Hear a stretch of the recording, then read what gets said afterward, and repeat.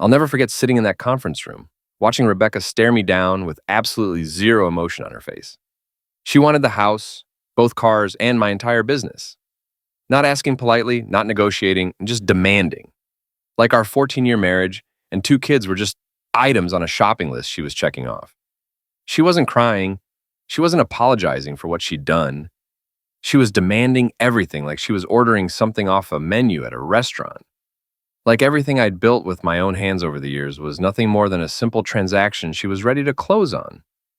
My attorney practically bruised my arm, trying to stop me when I told him to give her everything she wanted. Steve Morrison had handled family law cases for 30 years and seen some absolutely nasty divorces. He'd seen spouses try to destroy each other in court. But when I explained what I was about to do, the color literally drained from his face like someone had pulled a plug. He grabbed my arm hard enough to hurt and said, "We shouldn't do this. We could fight. We should fight." She wasn't entitled to half of what she was demanding from me. I looked at him carefully, then looked at Rebecca sitting across the conference table with her attorney. That smug little smile plastered on her face. The same face I used to kiss goodnight every single evening. The same woman I held tightly when her mother passed away from cancer. The same person who swore before God and our families that she'd stand by me through absolutely everything life threw at us. I told Steve to give it all to her. Every single thing she wanted. Steve dropped his pen on the table with a clatter. He asked if I was serious, if I understood what I was saying. I repeated myself clearly. The house, the cars, the business my father started. Give her everything she wants without argument. Rebecca's smile flickered for just a second. She wasn't expecting that response at all. Her lawyer leaned over and whispered something directly in her ear. She nodded slowly, deliberately, like a cat who just cornered a mouse with nowhere to run. She thought she'd completely broken me. She thought I was surrendering without a fight. Everyone in that room thought the same thing. My mother called me that night absolutely devastated and in tears. Linda Chen had raised 2 boys completely on her own after my father died suddenly. She worked double shifts as a nurse, sacrificing everything so Marcus and I could have decent futures. Now she was watching her youngest son hand over his entire life to a woman who didn't deserve a single cent of it. She was crying on the phone, begging me to reconsider. She said my father had built that company from absolutely nothing. He'd poured his heart and soul into it for years. She begged me not to just give it away like it meant nothing. I told her I needed her to trust me on this. She said trust me, that I wasn't thinking straight, that I was hurt and angry and not making good decisions. She wanted to call Marcus and get him to help talk some sense into me. I told her I wasn't angry anymore, not at all. And I promised her I knew exactly what I was doing and why. She didn't believe me at all. I could hear that tremor of fear in her voice, the fear that her son had finally snapped completely under the weight of betrayal. My brother Marcus showed up at my apartment the very next day. He's a firefighter, big, protective guy who never liked Rebecca from the first day I introduced them. But he kept his mouth shut for 14 years because he loved me and respected my choices. He didn't keep his mouth shut that day, though. He couldn't believe I was letting her walk away with everything we'd built. The house we'd helped renovate together over 2 summers. The business Dad started in his garage with nothing. He demanded to know why I was just handing it all over without a fight. I pulled out a thick folder absolutely full of documents. Bank statements, invoices, canceled checks, financial records. I slid it slowly across the kitchen table and told him she didn't know what she was really taking from me. Marcus opened the folder and started reading carefully. First page, then second, then third. By the 5th page, his jaw was tight and his hands were visibly shaking. He asked if this was real, if these documents were legitimate. I told him every single word of it, and that she had absolutely no clue what I'd found. He asked if she knew what I'd discovered. Not a single clue, I said. He closed the folder and looked at me, really looked at me for the first time since this whole nightmare started unfolding. He smiled for the first time in weeks and said I might be the smartest man he'd ever met in his entire life. See, everyone thought I was broken. They thought I'd given up completely. They saw a man who walked into divorce proceedings and waved the white flag without throwing a single punch. But they didn't know what I knew. They hadn't seen what I'd found buried deep in 3 years of financial records. They didn't understand that sometimes the best way to win a war isn't to fight harder. It's to step aside carefully and let your enemy walk straight into the trap they built for themselves. So when I walked into that courtroom for the final hearing, I wasn't nervous, I wasn't scared, I wasn't defeated in any way. I was patient. Rebecca sat at her table, dressed like she was ready for a magazine photo shoot. She'd already picked out new furniture for the house. She'd already made detailed plans to rebrand the business under her name. She'd already spent money in her mind that she thought was coming to her.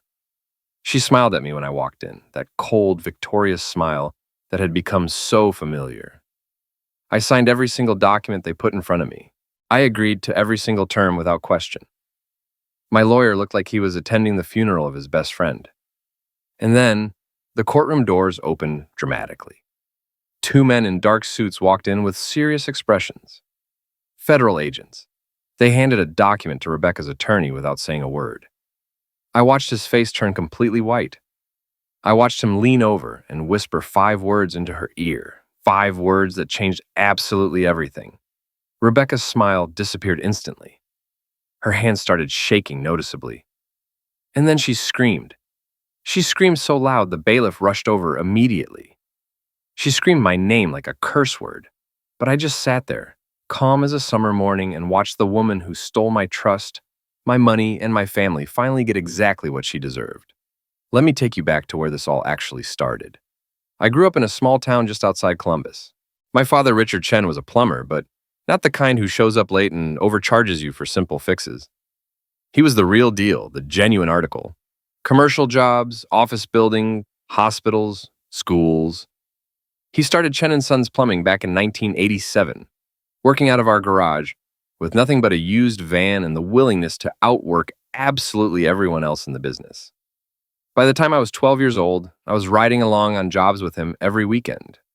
By 16, I could handle drains and work with copper pipe better than most grown men who'd been doing it for years.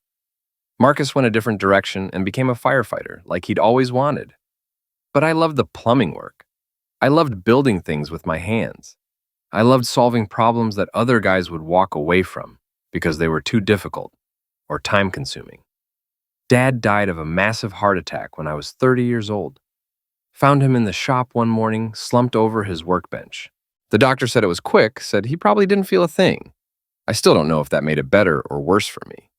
He left me the business directly.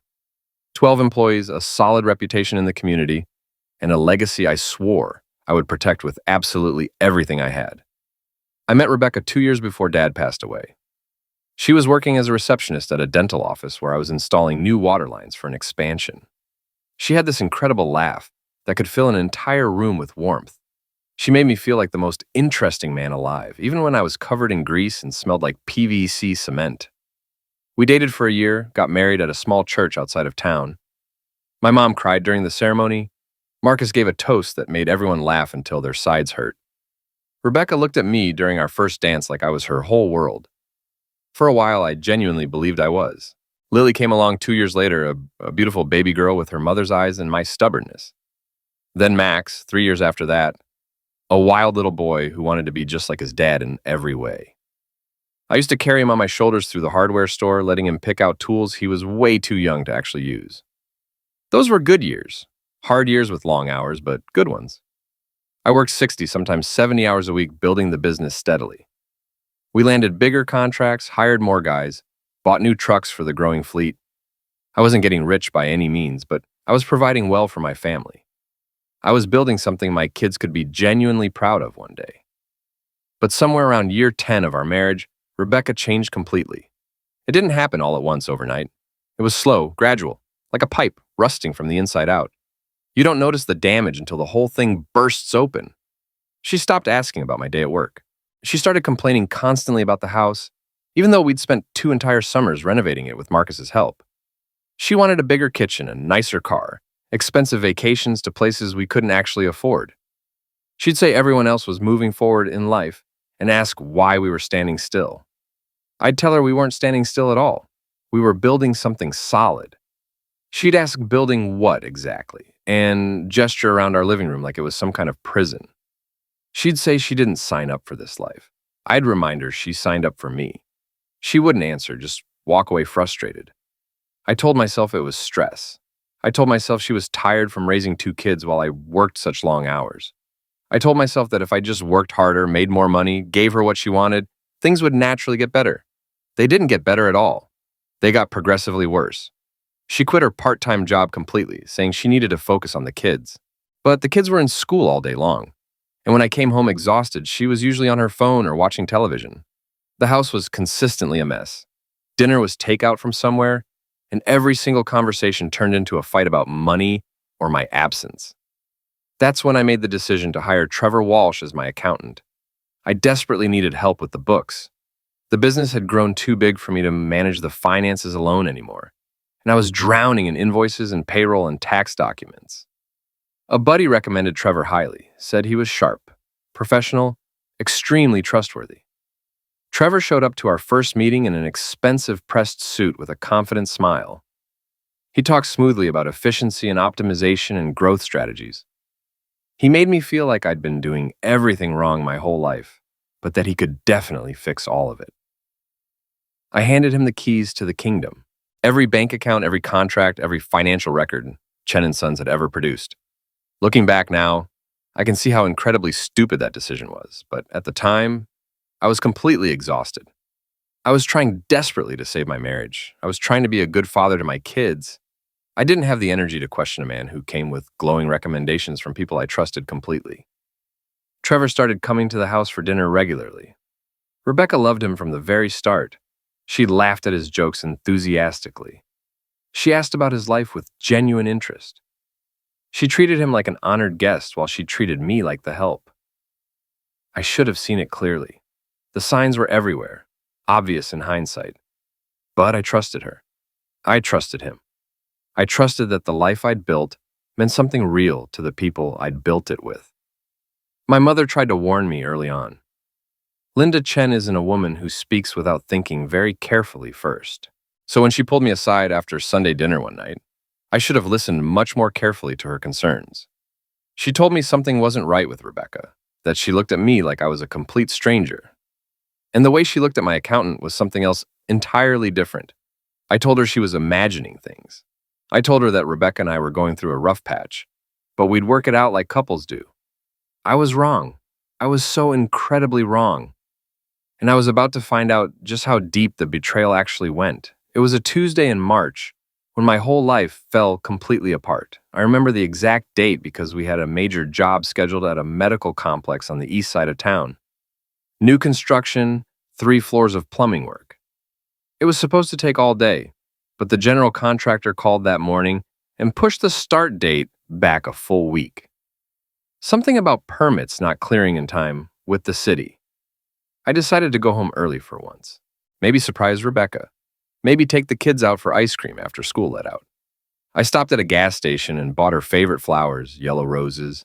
She used to love when I brought her flowers for absolutely no particular reason. I pulled into the driveway around noon. Rebecca's car was sitting there, which meant she was definitely home. But when I walked through the front door, the house was eerily quiet. Too quiet. I called out her name, asking if she was there. No answer at all. I set the flowers carefully on the kitchen counter and walked through the living room. Nothing. I figured maybe she was taking a nap. She'd been complaining about bad headaches lately. I headed upstairs slowly. The bedroom door was closed shut. I could hear something on the other side. Voices, low and muffled. My heart started pounding hard before my brain even caught up to what was happening. Some part of me already knew what I was about to find. Some part of me had known for months and refused to accept the reality. I pushed open that door, and there they were, Rebecca and Trevor Walsh, in my bed in my house and in the room where my children slept just down the hall. Time stopped completely. I couldn't breathe. I couldn't move. I just stood there, holding a bouquet of yellow roses, staring at the 2 people I trusted most in the entire world wrapped around each other like I didn't even exist. Rebecca screamed loudly. Trevor scrambled desperately for his clothes, and something inside me went ice cold. Not hot with anger, just cold. Like someone had poured ice water directly through my veins. Rebecca told me to wait, to let her explain everything. I asked what exactly she wanted to explain, how she ended up in bed with my accountant, how long this had been going on behind my back. She pulled the sheet around herself like she had any dignity left to protect. She said it wasn't what I thought. I told her it was exactly what I thought. I asked her how long this had been happening. She didn't answer. She looked at Trevor instead, avoiding my eyes. I asked again how long. Trevor finally spoke up and said about a year, maybe slightly longer. A year, 12 months, 52 weeks of lies, of smiles across my dinner table, of handshakes and business meetings and pretending to be my friend while he was sleeping with my wife. I told him to get out of my house immediately. Trevor had the absolute nerve to say we should talk about this like adults, that business is business. I stepped directly in front of him and asked if he called this business. I reminded him he'd eaten Thanksgiving dinner with my family. He'd held my son in his arms. He'd looked me in the eye every single week and lied directly to my face. He said he thought I was overreacting to the situation. I grabbed him by the collar and shoved him hard against the wall. I'm not a violent man by nature. I've never thrown a punch in anger in my entire life. But in that moment, I genuinely wanted to break him in half. I told him to get out right now before I did something I couldn't take back. He left quickly without even looking at Rebecca on his way out the door. She started crying. Real tears or fake ones, I couldn't tell anymore at all. She said she was lonely, that I was never home, that I didn't pay attention to her needs. She said she needed someone who made her feel wanted and appreciated. I reminded her I'd worked 70 hours a week to give her everything she'd asked for. The house, the cars, the vacations, and this was how she repaid me. She said maybe if I was home more, maybe if I tried harder. I told her I'd given her 14 years of my life, that I'd given her everything I had. She said flatly it wasn't enough for her. I left the house that night, drove straight to my mother's place, and sat on her porch until the sun came up. I didn't cry. I didn't scream. I just sat there trying to figure out how I'd missed something so obvious for so long. A week later, Rebecca filed for divorce. But she didn't just want out of the marriage. She wanted blood, the house, both vehicles, full custody of Lily and Max, and Chen & Sons Plumbing, the company my father had built from absolutely nothing. The company I dedicated my entire adult life to growing and improving. Her lawyer sent over a demand letter that made my stomach turn. She claimed she'd been an unpaid partner in building the business from the ground up. She said she deserved compensation for years of emotional labor and domestic sacrifice. My lawyer, Steve Morrison, called me the same day and said this was pure extortion, that she wasn't entitled to the business, that we could fight this hard and win. I told him I knew we could fight it. He said, good, so let's start building our case immediately. I told him not yet, that there was something I needed to check first. That night I drove to the office alone. I pulled every single financial record from the last 3 years, bank statements, invoices, vendor payments, check ledgers, everything. I spread them all across my father's old desk and started reading carefully through everything. By midnight, I'd found the first fake invoice. By 2 in the morning, I'd found 12 more fake invoices. By sunrise, I'd uncovered nearly $385,000 in completely fraudulent transactions. Shell companies, fake vendors, payments for materials that never existed. And on half of those checks, right there in black ink, was my wife's signature. Rebecca wasn't just cheating on me with my accountant. She was systematically robbing me blind, stealing from the company my father had built with his own hands. And she thought she was going to get away with it completely. I sat in my mother's kitchen the next morning, with the folders spread out in front of me on the table. 3 years of theft, nearly $400,000, fake invoices, shell companies, and my wife's signature on check after check after check. My very first instinct was to confront her directly, to throw these documents in her face and watch her squirm, to call the police and have her arrested on the spot. But then I stopped myself and thought it through carefully. Rebecca was smart, not wise, but definitely smart. She'd spent years planning this theft carefully. If I tipped her off now, she'd find a way to cover her tracks. She'd blame Trevor entirely. She'd destroy evidence. She'd twist the story until she looked like the sufferer somehow. I needed a completely different approach. I called Marcus that afternoon. He came over after his shift at the fire station, still smelling like smoke from a house fire he'd worked that morning. I handed him a cold beer and slid the folder across the table. He asked what he was looking at. I told him it was proof that my wife and my accountant had been systematically stealing from me for 3 years straight. Marcus opened the folder carefully. He's not a man who shows emotion easily. 30 years of running into burning buildings teaches you to keep a steady face under pressure. But as he flipped through those pages, I watched his jaw tighten and his knuckles go white. He confirmed it was nearly $400,000 and asked if Rebecca had signed off on all of this. I told him she'd signed half of it and Trevor handled the rest. Marcus closed the folder and looked directly at me, asking what I was going to do. I told him I was going to let her take the company. He stared at me like I'd completely lost my mind and asked if I was serious. I told him to think about it carefully. She wanted Chen & Sons. She was demanding it in the divorce. If I fought her tooth and nail, she'd dig in. She'd hide the evidence. She'd make this drag out for years in court. But if I gave it to her willingly, she took full ownership of everything, including 3 years of financial fraud. Marcus finally understood and asked if I was going to let her inherit her own crimes. Exactly, I confirmed. Marcus leaned back in his chair and let out a long breath. He said that was either the smartest thing he'd ever heard or the absolute dumbest. I told him I needed his help finding a forensic accountant. Someone who could document all of this properly. Someone who could build a case that would hold up in federal court. Marcus asked why federal court specifically. I explained this wasn't just theft. This was wire fraud and tax evasion. These fake invoices went through business accounts that crossed state lines. This was federal territory. Marcus finished his beer and set the bottle down carefully. He told me he knew a guy who worked with the fire marshal's office on arson investigations. He was connected to people who handled financial crimes. He said he'd make some calls for me. 3 days later, I was sitting in a conference room with a forensic accountant named Dale Richter. He was a quiet man in his 50s with reading glasses and a stack of yellow legal pads. He didn't look like much, but Marcus promised me he was the best in the state at this type of work. I handed him everything I had, every bank statement, every invoice, every canceled check. He spent 2 full weeks going through it all methodically, documenting every single fraudulent transaction, tracing every fake vendor, building a complete timeline of the theft. When he was finished, he called me back to his office. He told me I had a very strong case. This wasn't amateur theft at all. This was systematic embezzlement. My wife and my accountant had been running a coordinated scheme for at least 36 months straight. He explained my options. I could pursue civil charges and sue them both for damages, but given the scope of this, he'd strongly recommend going to the federal authorities. The IRS has a criminal investigation division that handles cases exactly like this, he said. Wire fraud alone carries up to 20 years in federal prison. I asked how we should proceed. He said he'd submit his findings to the IRS. They'd open an investigation quietly. No one would know until they were ready to make arrests. I asked what would happen if my wife took ownership of the company before that. Dale smiled and explained that then she would assume full liability for everything that company had done. Every fraudulent transaction, every fake invoice, every dollar that disappeared. It would all become her legal responsibility.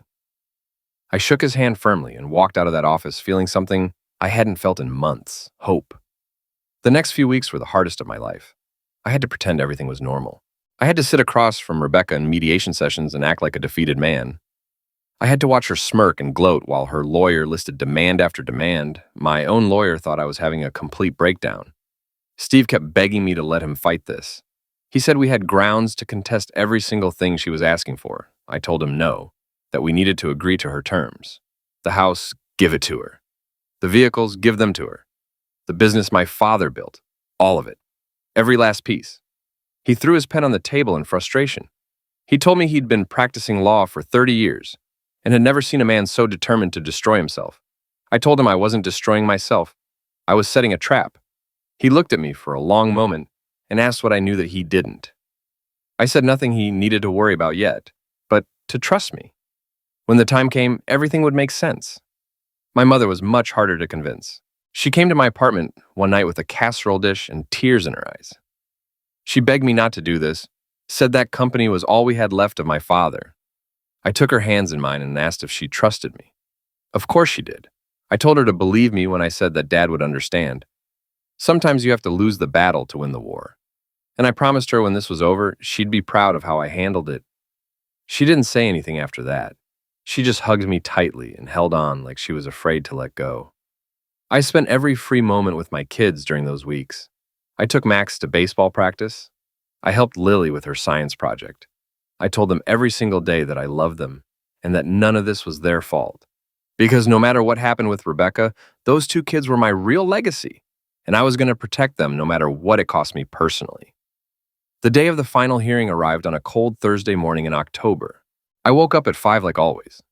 Old habits don't die just because your life is falling apart around you. I showered, shaved, and put on my cleanest button-down shirt. Not a suit, I didn't own one. Just a simple blue shirt that Lily had given me for Father's Day 2 years ago. I looked at myself in the mirror for a long time. I looked tired, older than 38. But underneath the exhaustion, there was something else. Something steady, something calm. Today was the day everything would finally come together. I drove to the courthouse alone. Marcus offered to come, but I told him to stay home. My mom wanted to be there, but I asked her to wait by the phone. This was something I needed to do by myself. The courtroom was smaller than I expected. Wood paneling, fluorescent lights, an American flag hanging in the corner. It smelled like old paper and stale coffee. Rebecca was already there when I walked in. She sat at the plaintiff's table with her lawyer, a slick man named Patterson who charged $400 an hour and looked like he enjoyed taking men apart in court. Rebecca looked beautiful like she always did when she wanted something. Her hair was perfect. Her makeup was flawless. She wore a cream-colored blazer that probably cost more than my truck payment. She smiled when she saw me, that cold, triumphant smile I'd come to know so well over these months. I nodded at her and took my seat next to Steve. He looked like a man attending his best friend's funeral. He said this was my last chance, that he could still object to these terms, that he could still fight for me. I told him no, we stick to the plan. He asked what plan I was talking about, saying I was handing her everything. I just told him to trust me. The judge entered the room, an older woman named Hendricks with gray hair and sharp eyes. She'd seen 1,000 divorces in her career. Ours was just another file on her desk. She reviewed the settlement terms out loud. The house at 412 Maple Drive transferred to Rebecca Chen. The 2021 Ford F-150 and 2022 Honda Pilot transferred to Rebecca Chen. Full ownership of Chen & Sons Plumbing, including all assets, contracts, equipment, and financial accounts, transferred to Rebecca Chen. All assets and liabilities. Those words hung in the air like smoke. The judge asked if I understood and accepted these terms. I said I did. She asked if I was entering into this agreement voluntarily without coercion. Yes, I said clearly. Steve shifted beside me. I could feel his frustration radiating off him like heat. The judge slid the documents across her bench and told me to sign where indicated. I stood up, walked to the bench, and picked up the pen. Rebecca watched me with barely concealed glee. She thought she'd won. She thought she'd broken me so completely that I didn't even have the strength to fight back anymore. I signed my name on every page. Steady hand, clear signature, no hesitation whatsoever. When I finished, I turned and looked at Rebecca one last time. She was already whispering to her lawyer, probably planning how to spend the money she thought was coming to her. I returned to my seat. Steve wouldn't look at me. Judge Hendricks was about to close the proceedings when the courtroom doors opened behind us. 2 men walked in wearing dark suits with serious faces. Federal badges were clearly visible on their belts. One of them carried a manila envelope. The whole room went quiet instantly. The first agent walked directly to Patterson, Rebecca's lawyer. He handed him the envelope without saying a word. Patterson opened it carefully. I watched his face change completely. The confidence drained out of him like water from a broken pipe. His skin went pale. His hands trembled slightly as he read the document. Rebecca leaned over and asked what was wrong. Patterson turned to her slowly. He leaned close and whispered 5 words that I could barely hear from across the room. Trevor Walsh was just arrested. For a moment, Rebecca didn't react at all. She just stared at him like he was speaking a foreign language. Then she grabbed the document from his hands. I watched her eyes move across the page rapidly. I watched the color drain from her face. I watched her lips start to tremble. The document was a federal indictment. Wire fraud, embezzlement, tax evasion, conspiracy to commit financial crimes. 2 names were listed as defendants: Trevor Walsh and Rebecca Chen. Rebecca stood up so fast her chair fell backward and hit the floor with a crash.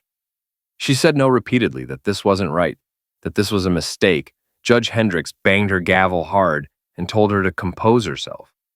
Rebecca said the judge didn't understand, that she didn't do anything, that this was all Trevor, that he handled the money, and she just signed what he told her to sign. The federal agent stepped forward calmly. He told her she had the right to remain silent, that anything she said could and would be used against her in a court of law. Rebecca spun toward me, her perfect composure completely shattered, mascara streaking down her cheeks. Her voice came out as a scream. She screamed that I did this, that I set her up, that I knew all along. I didn't say a word in response. I just sat there with my hands folded on the table and looked at her calmly. She screamed that I gave her the company because I knew it was poisoned, that I let her take it so she'd take the blame, that I planned this whole thing from the beginning. Judge Hendricks banged her gavel again, demanding order in her courtroom. But Rebecca wasn't listening anymore. She lunged toward me across the room. The bailiff caught her before she made it 3 steps. She was screaming that she'd destroy me, swearing to God she'd destroy me for this. I stood up slowly, buttoned my jacket, and looked her straight in the eyes. I told her she already tried to destroy me. She'd been trying for 3 years. But here's the thing about building a life on lies. Eventually, the foundation cracks and everything comes tumbling down around you. The bailiff escorted her out of the courtroom. She was still screaming my name when the doors closed behind her. Steve sat beside me in stunned silence for a long moment. Finally, he spoke and said, "I knew the whole time." I confirmed I knew. He asked why I didn't tell him. I explained I needed it to be real. I needed her to believe she'd won. I needed her to take ownership of that company with her own signature on the dotted line. Because the moment she did that, she became legally responsible for every crime committed under its name. Steve let out a breath and shook his head slowly. He said in 30 years of practicing law, he had never seen anything like what just happened. I shook his hand and walked out of the courtroom into the bright sunlight. It was the first time in weeks I'd even noticed the sun was shining. 6 months have passed since that day in the courtroom. Trevor Walsh pleaded guilty to 12 counts of wire fraud and embezzlement. He's currently serving 18 months in a federal correctional facility in West Virginia. His law license, which he apparently had from a previous career, was permanently revoked. His reputation is completely destroyed. The man who sat at my dinner table and smiled while stealing from my family will spend the next year and a half staring at concrete walls. Rebecca's case took much longer to resolve than Trevor's did. She hired 3 different lawyers trying to fight the charges. She claimed she was manipulated. She claimed she didn't understand what she was signing. She claimed Trevor had coerced her into participating in the scheme. None of it worked in her favor. The forensic evidence was completely overwhelming. Her signatures were on the checks. Her email address was linked to the shell companies. Her fingerprints were all over the fraud. In the end, she took a plea deal rather than face trial. 3 years probation, 200 hours of community service, and full restitution of the stolen funds.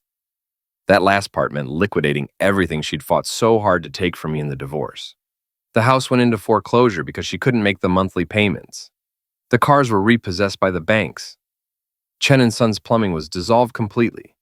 Its contracts canceled, and its equipment sold at auction for pennies on the dollar. She lost everything. Not because I took it from her, but because she took it from herself with her own choices. I'd be lying if I said there wasn't some satisfaction in watching it all fall apart the way it did. After everything she did, after every lie and every betrayal, there was definitely a part of me that wanted to see her suffer.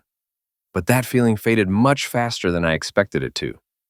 Revenge is like drinking poison and waiting for the other person to die. It doesn't heal anything. It doesn't rebuild anything. It just keeps you chained to the person who hurt you, unable to move forward. So I let it go completely. I started over from scratch with nothing but my tools and my reputation. I filed paperwork for a new company, Chen Plumbing Services. Smaller than the original, simpler in structure but mine. Built clean from the ground up, with no partners, no accountants I didn't trust completely, and no secrets hiding in the financial books. My old crew came back to work for me immediately. Every single one of them. Danny Flores, my lead pipe fitter, showed up on my first day in the new shop with a case of beer and a firm handshake. He said he heard I was hiring. I told him honestly that pay was going to be lower for a while, until I rebuilt the business. He said he didn't care. He'd rather work for a good man making less money than a bad one making more. That loyalty meant everything to me during those early days. We landed our first contract just 2 weeks later. A general contractor named Rick Bowman had heard what happened to me. Not the gossip and rumors, but the actual truth. He called me personally one afternoon. He told me he'd been in this business for 25 years. He'd seen men go through what I went through and come out bitter, broken, or bankrupt. He said I came out standing on my own 2 feet. That told him everything he needed to know about my character. He wanted me on his projects going forward. That one phone call led to 3 more contracts. Word spread quickly within the industry. Within 4 months, Chen Plumbing Services had more work than I could handle alone. I hired 2 new guys and bought a second work van. My mother cried when she came to see the new shop for the first time. She stood in the doorway with her hand over her heart, looking at the sign I'd hung above the entrance. She said my father would be so incredibly proud of me. I told her I hoped so. She said she knew he would be, that I'd done exactly what he always taught me. Stay honest, stay patient, and let the truth do the heavy lifting. Marcus comes by every Sunday now without fail. We sit on Mom's porch, drink beer, and watch the sun go down together. Sometimes we talk about everything that happened. Sometimes we don't talk at all. Either way, it feels like home again. The custody arrangement took some additional time to sort out properly. With Rebecca's legal troubles and criminal conviction, the court agreed to revisit the original custody terms. I now have Lily and Max every other week, plus all holidays and summers. It's not perfect, but it's fair for everyone involved. The kids are doing better than I ever expected them to. Children are more resilient than we give them credit for sometimes. Lily asked me once if I hated her mother for what she did to our family. I thought about that question for a long time. Before I answered her, honestly, I told her, no, I don't hate her mother. Hate is too heavy to carry around with you. It weighs you down and keeps you stuck in the past, unable to move forward. Her mom made choices that hurt a lot of people, including herself. But hating her won't change any of that. The only thing I can control is how I move forward from here. And I choose to move forward with love for her and her brother and this family. Lily hugged me tight after I said that and didn't let go for a long time. Max is much simpler about the whole situation. He just wants to play catch and eat pizza and know that his dad will show up when he says he will. I've never missed a single one of his baseball games. I never will as long as I'm able to be there. Looking back on everything that happened, I learned something important through all of this pain and betrayal. Strength isn't about fighting every single battle that comes your way. It's about knowing which battles to fight and which ones to let go. It's about trusting that the truth will eventually come out, even when it feels like lies are winning in the moment. It's about protecting your peace, your integrity, and the people who matter most to you, even when the whole world tells you to burn everything down in anger. My ex-wife wanted everything I'd built. I gave it all to her willingly. Every lie she told, every dollar she stole, every consequence she'd earned over 3 years. She thought she was taking my future away from me. But all she really took was her own future, and me, I'm still here. Still building. Still standing on my own 2 feet. Because some things simply cannot be stolen from you no matter what happens. Character, integrity, the love of your children, the respect of the good people. Those things have to be earned through your actions. And once you earn them, no one can take them away. If you're going through something hard right now, if someone has betrayed you or broken your trust or made you feel like you've lost everything that matters, I want you to hear this clearly. You haven't lost. Not yet, not ever. As long as you stay true to who you are, as long as you keep moving forward with honesty and patience, you will find your way through to the other side. The storm doesn't last forever, but the person you become while weathering that storm stays with you for the rest of your life. Choose to become someone you can be proud of. That's the real victory in the end.